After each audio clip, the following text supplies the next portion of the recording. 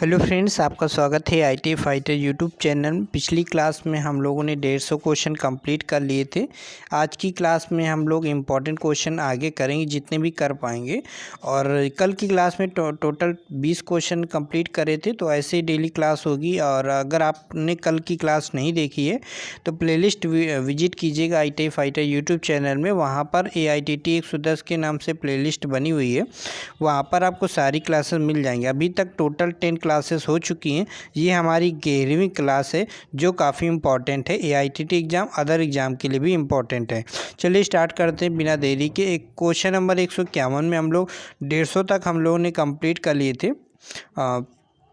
ठीक है, तो अब आज 151 नंबर करेंगे। क्वेश्चन पूछा, what is the purpose of crowning on the cutting edge of the chisel. जो चीजल होती है उसकी धार पर क्राउनिंग का उद्देश्य क्या होता है। क्राउनिंग क्या होता है, देखिए चीजल जो हमारा कटिंग एज है, बहुत पूछा जाता है कि चीजल की कटिंग एज को हम उभरा हुआ कन्वेक्स आकार में क्यों बनाते हैं। तो जो कन्वेक्स आकार में चीजल को हम बनाते हैं उसी को हम क्राउनिंग बोलते हैं। कोई नया वर्ड क्राउनिंग नहीं है। तो क्राउनिंग का मतलब क्या है, यहाँ पे उभार से मतलब है। ठीक है, तो यही यहाँ पर क्वेश्चन पूछा जा रहा है। तो आंसर क्या होगा यहाँ पर, जैसे चीजल में हमारा आंसर क्या होता था कि चीजल को कन्वेक्स आकार क्यों बनाते थे। तो इसका आंसर ये होता था कि prevent digging of the corner, कोनों की खुदाई से बचाने के लिए। तो यही हमारा राइट आंसर इसका भी होगा। ठीक है, तो राइट आंसर क्या होगा हमारा, बी ऑप्शन होगा। क्वेश्चन नंबर 152 का देख लेते हैं। क्वेश्चन नंबर 152 में हमसे पूछा है कि how the prevent the tool rubbing against work surface is if in the metal cutting process. धातु काटने की प्रक्रिया में टूल को वर्क सरफेस से रगड़ने को कैसे रोकें। कभी इस टाइप से भी क्वेश्चन आए कि कभी किसी मेटल की कटिंग करते समय हम टूल को वर्क पीस से रगड़ने से बचाने के लिए हम किस प्रकार से रोकें। इस टाइप का कभी भी क्वेश्चन पूछे तो हमारा वहाँ पे राइट आंसर क्या होता है, या तो रैक एंगल को कम करें या तो फिर हम क्लियरेंस एंगल को बढ़ाएं। क्योंकि अगर हम रैक एंगल कम करते हैं तो हमारा क्लियरेंस एंगल बढ़ता है, अगर क्लियरेंस एंगल घटाते हैं तो रैक एंगल बढ़ता है। अब देखिए यहाँ पर रैक एंगल कम करे वाला ऑप्शन आपको नहीं दिखेगा, क्योंकि यहाँ पर एक ऑप्शन दे रखा है क्लियरेंस एंगल को बढ़ाकर। अगर वो रैक एंगल को कम करके एक और ऑप्शन दे देता फिर दो आंसर सही होते, इसलिए हमारा यहाँ पे रैक एंगल वाला ऑप्शन नहीं दिया गया। तो हमारा राइट आंसर क्या होगा, हमारा C option is the right answer होगा। ठीक है, चलिए नेक्स्ट क्वेश्चन की ओर चलते हैं फ्रेंड्स। नेक्स्ट क्वेश्चन की ओर चलते हैं। नेक्स्ट क्वेश्चन हमसे पूछा है क्वेश्चन नंबर 153। धातु की उस प्रॉपर्टी का क्या नाम है जो शॉक या इम्पैक्ट को सहन कर सके। शॉक या इम्पैक्ट क्या होता है फ्रेंड्स, झटके सहन करना। ठीक है, तो जैसे कि अचानक से कहीं पर लोड लग रहा है। ठीक है, तो वहाँ पे क्या होगा राइट आंसर। धातु की उस प्रॉपर्टी का नाम बताएं। शॉक मतलब क्या है, झटके, है ना। इम्पैक्ट सहन कर सके, जैसे हमारा ड्रिल में क्या होता है, ड्रिल में हमारा टफनेस का गुण होता है, इसी वजह से हमारा ड्रिल टूटता नहीं है। ठीक है, तो ड्रिल ना टूटने का कारण ये है कि उसमें हमारा टफनेस का गुण होता है। तो ऑप्शन है जैसे टेनासिटी है, फर्स्ट ऑप्शन है। सेकेंड ऑप्शन है, यहाँ पे देख लेते हैं क्या, हार्डनेस है, ब्रिटलनेस है, टफनेस है। तो टफनेस गुण के कारण ही हमारा क्या होता है, शॉक एंड क्या क्वेश्चन में था हमारा, शॉक एंड इम्पैक्ट को सहन कर लेता है टफनेस गुण के कारण। याद रखना है, बहुत इंपॉर्टेंट क्वेश्चन। क्वेश्चन नंबर 154 देख लेते हैं क्या पूछा है। Which part is the measuring face fit to frame of outside micrometer. कौन सा पार्ट मेजरिंग फेस है जो बाहरी माइक्रोमीटर के फ्रेम में फिट होता है। तो कौन सा पार्ट है, आउटसाइड माइक्रोमीटर आपने देखा होगा, उसमें एक फ्रेम होता है। तो यहाँ पर ये क्वेश्चन पूछना चाह रहा है फ्रेंड्स कि यहाँ पर एक एनविल लगी होती है और ये हमारा फ्रेम होता है। तो फ्रेम यही पूछ रहा है कि मेजरिंग फेस है, तो मेजरिंग फेस का ये हमारा एनविल हो गया। यहाँ पर एक स्पिंडल होता है, ये हमारा स्पिंडल होता है, ये हमारा एनविल होता है। तो वही पूछ रहा है कि आउटसाइड माइक्रोमीटर के फ्रेम में कौन फिट होता है जो मेजरिंग फेस के संपर्क में होता है। तो ये हमारा फ्रेम होता है। तो फ्रेम में कौन सा हमारा फिक्स होता है, फ्रेम में हमारा एनविल फिट होता है, जबकि जो स्पिंडल होता है ये हमारा यहाँ पर थिम्बल और ये जो हमारा यहाँ पे स्पिंडल होता है उसके साथ जुड़ा होता है। ठीक है, चलिए नेक्स्ट क्वेश्चन देख लेते हैं। तो हमारा राइट आंसर क्या होगा फ्रेंड्स, हमारा यहाँ पे एनविल जो होता है वो हमारा बाहरी माइक्रोमीटर के फ्रेम में फिट होता है। तो राइट आंसर हमारा क्या होगा, ई ऑप्शन होगा। ठीक है, चलिए नेक्स्ट क्वेश्चन की ओर चलते हैं। What is the name of the micrometer. Is the micrometer, इस माइक्रोमीटर का नाम क्या है। तो इस माइक्रोमीटर फिगर देख के आप पहचान गए होंगे, है ना। ऑप्शन देने की जरूरत नहीं है, आपने राइट आंसर बता ही दिया होगा। Depth of micrometer is the right answer. Next question 156 में क्या पूछा, how the drill chuck are held on the machine spindle, machine spindle पर ड्रिल चक को कैसे रोके, कैसे पकड़ा जाता है, तो ये बताना है आपको राइट आंसर।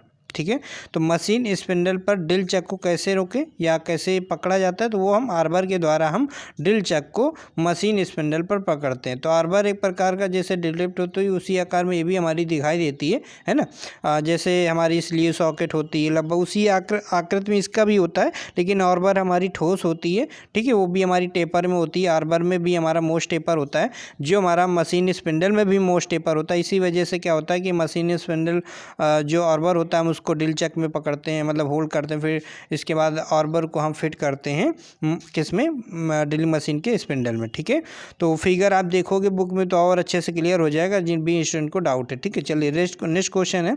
नेक्स्ट क्वेश्चन 157 पूछा है, कौन सी ड्रिलिंग मशीन में स्पिंडल हेड को कॉलम के पास दूर और करा जाता है। इंग्लिश में देख लेते हैं, अच्छा क्वेश्चन है।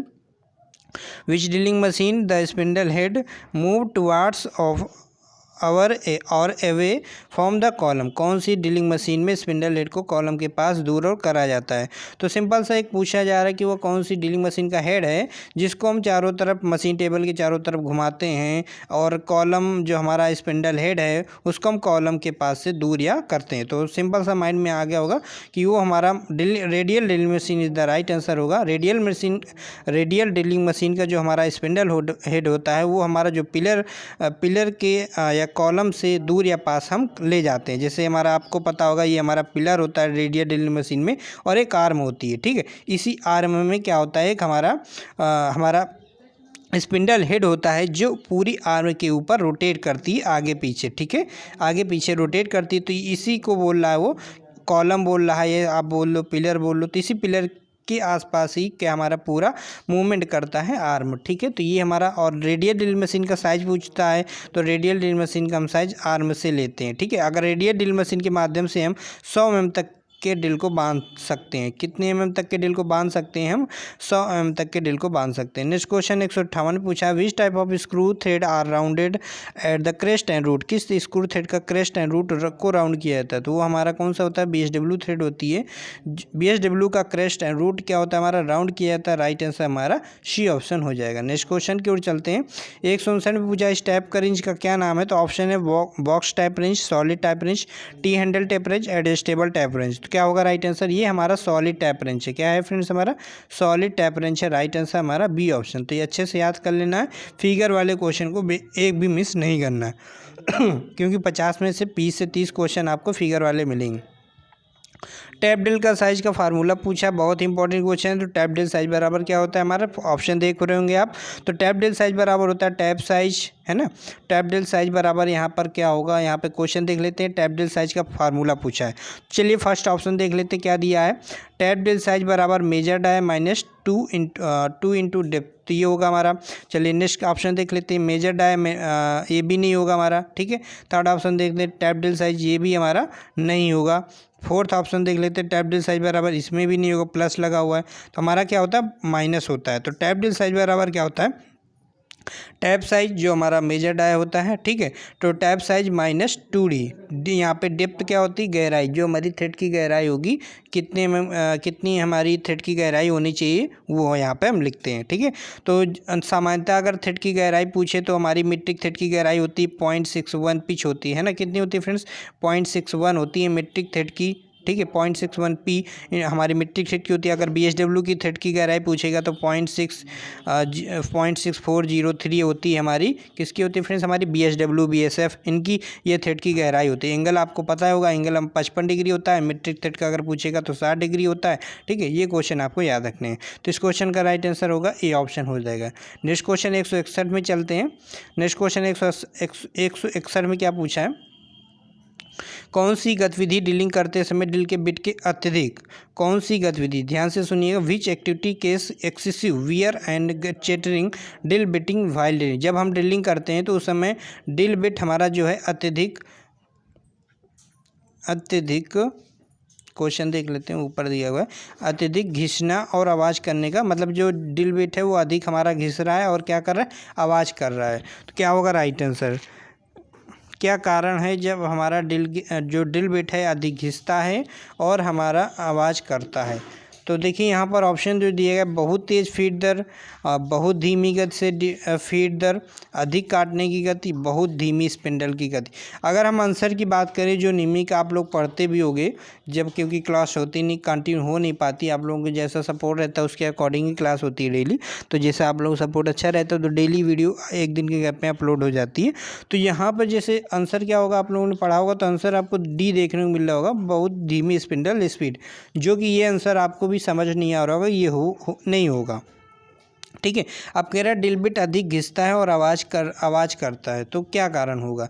देखिए अगर हमारा यहाँ पे क्लियरेंस एंगल दिया था, मतलब कि अगर ड्रिल का क्लियरेंस एंगल अगर हमारा क्या होगा, कम होगा, तो क्लियरेंस एंगल हमारा कम होगा, तो वहाँ पे हमारा क्योंकि क्लियरेंस एंगल कम रखेंगे तो हमारा क्या होगा, ड्रिल जो है हमारा जॉब से घिसेगा और आवाज़ करेगा, तो वहाँ पे कारण होता है। लेकिन यहाँ पे आंसर दिया नहीं गया है, तो यहाँ पे आंसर क्या होगा, बहुत तेज़ फीड दर या फिर अधिक काटने की गति। फर्स्ट या थर्ड दो ऑप्शन में कोई सा एक आंसर हो सकता है। अगर हम बात करें यहाँ पे फीड दर अगर अधिक रखेंगे तो ये कारण आपको पता है, अगर हम फीड अधिक देते हैं तो हमारा जो ड्रिल किया गया जो होल होता है हमारा, वो कहता है रफ होल बनता है। तो ये क्वेश्चन पूछा जाता है कि अगर हमें ड्रिल किया होल हमारा रफ होल बनता है, उसका क्या कारण है, तो हमारा बहुत फीड अगर अधिक देते हैं तो वहाँ पर हमारा आंसर होता है। ठीक है, वो उसके लिए उस केस में पूछा जाएगा। तो यहाँ पे आंसर हो सकता है मोर कटिंग स्पीड। अगर कटिंग स्पीड अधिक होगी तो आवाज़ तो करेगा ही, अगर अधिक कटिंग स्पीड करेंगे ना, तेज़ आवाज़ यहाँ पे आवाज़ का कारण बन सकता है, और जल्दी घिस भी सकता है हमारा ड्रिल बिट। तो ये राइट आंसर हो सकता है सी। और बहुत तेज़ फीड दर भी हो सकता है, तो अपने अकॉर्डिंग देखिएगा, आंसर यहाँ पे बताइएगा आप लोग क्या मेजर कमेंट में क्या आप लोग देते, तो वो हम भी यहाँ पर देखेंगे आप लोग क्या आंसर यहाँ पे देते हैं। क्वेश्चन नंबर 162 है। कुछ क्वेश्चन है निमी में जो काफ़ी कन्फ्यूजन वाले क्वेश्चन है, जिसको आप ए और बी में काफ़ी कन्फ्यूजन आगे क्वेश्चन मिलेंगे, वो भी हम आपको क्लियर करते हुए चलेंगे।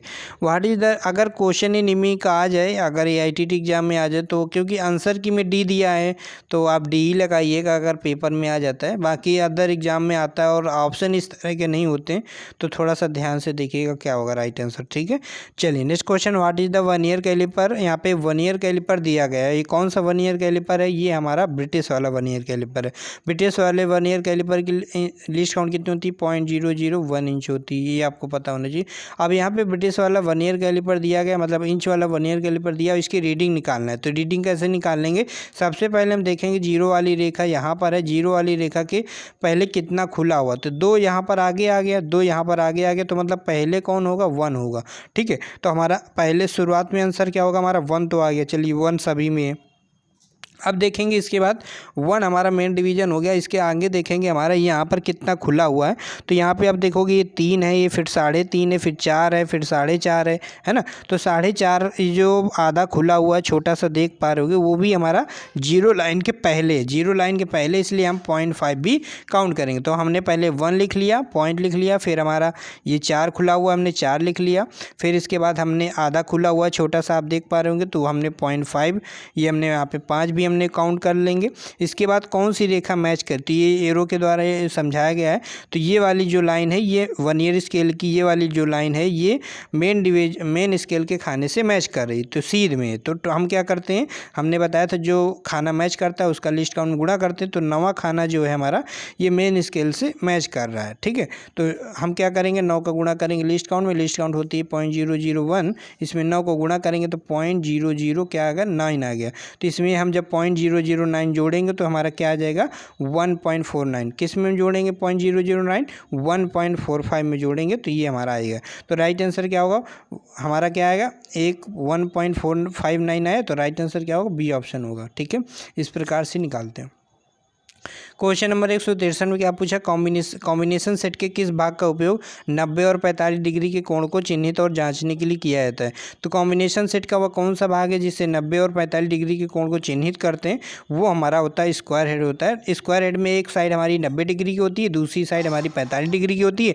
दोनों दोनों से हम क्या कर सकते हैं, किसी 90 और 45 डिग्री पे हम मार्किंग कर सकते हैं किसी जॉब पर, और हम चेकिंग भी कर सकते हैं कि ये हमारा जॉब 90 डिग्री पे बना हुआ है या नहीं बना हुआ है। ठीक है, चलिए नेक्स्ट क्वेश्चन है, एंगल प्लेट में रिब क्यों प्रदान किए जाते हैं? तो आपको अच्छे से पता होगा, एंगल प्लेट में रिब इसलिए प्रदान करते हैं डिस्टॉर्शन को रोकने के लिए। डिस्टॉर्शन मतलब टूटने फूटने से बचाने के लिए हम वहाँ पे एंगल प्लेट में रिब प्रदान करते हैं। रिब कैसी होती है, यहाँ पर एक आपको रिब प्रदान, यहाँ पर एंगल प्लेट में इस प्रकार से एक रिब बनी हुई होती है, उसको हम बोलते हैं। तो रिब इस टाइप से एंगल प्लेट में बनी होती है। ठीक है, तो यही ये इस क्यों बनी होती है, ये डिस्टॉर्शन को बचाने के लिए, प्रिवेंट डिस्टॉर्शन, टूटने से बचाने के लिए। राइट आंसर क्या होगा, बी ऑप्शन होगा। नेक्स्ट क्वेश्चन देख लेते हैं 165 में क्या पूछा है, जो आज की इस क्लास का हमारा लास्ट क्वेश्चन है।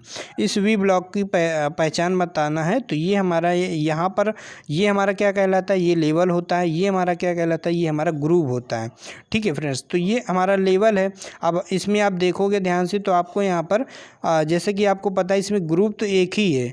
ठीक है, ग्रुप इसमें एक ही है। ग्रुप एक ही क्यों है, क्योंकि ग्रुप ऊपर नीचे एक और हुआ करता है। जैसे आपको पता होगा जब हमने पढ़ाया था तो उसमें 2 ग्रुप हुआ करते थे ले। ठीक है, किसमें, हमारा वी ब्लॉक में। लेकिन इसमें कितना, एक ही ग्रुप है, तो हम एक ही ग्रुप काउंट करेंगे। अब हमारा लेवल हमारा 2 है, एक लेवल यहाँ पर है, एक लेवल यहाँ पर है। तो हमारे क्या हो गए, 2 लेवल हो गए, एक हमारा क्या हो गया, ग्रुप हो गया। तो इसको हम क्या बोलेंगे, डबल लेवल बोलेंगे। यहाँ पर ऑप्शन देख लेते हैं, डबल लेवल सिंगल ग्रुप। ठीक है, double level single group is the right answer, ये हमारा होगा। ठीक है, तो क्वेश्चन नंबर 165 भी हमारा कंप्लीट हो गया। नेक्स्ट क्लास में नेक्स्ट क्वेश्चन हम लोग कंप्लीट करेंगे। जैसे आप लोगों को फीडबैक रहेगा, जैसे आप लोगों का शेयरिंग रहेगा, जितने लोगों को आप शेयर करते हो उसी के आधार पे हम लोग नेक्स्ट क्लास को अपलोड करेंगे। तो नेक्स्ट क्लास चाहिए तो जो फीडबैक जरूर देना इस क्लास का, और वीडियो को 5 व्हाट्सएप ग्रुप में शेयर कर दीजिएगा। वीडियो पसंद आए तो लाइक कर दीजिएगा, चैनल में नए तो चैनल को सब्सक्राइब कर लीजिएगा। इसी प्रकार की जो भी क्लासेस है वो आपको मिलती रहेंगे अगर आप चैनल को सब्सक्राइब करके रखते हैं। फिर मिलेंगे एक नए वीडियो में। Bye bye, take care.